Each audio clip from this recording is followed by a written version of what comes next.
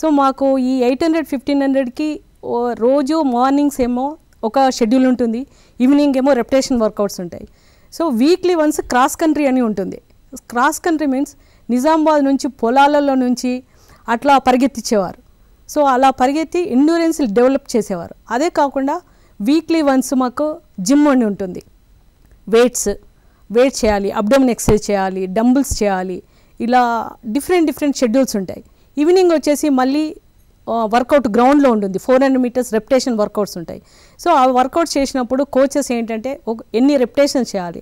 Suppose 400 metres track ఉంటుంది, ఆ రోజు మాకు షెడ్యూల్ 400 మీటర్స్ 8 టైమ్స్ చేయాలి అని ఉంటుంది.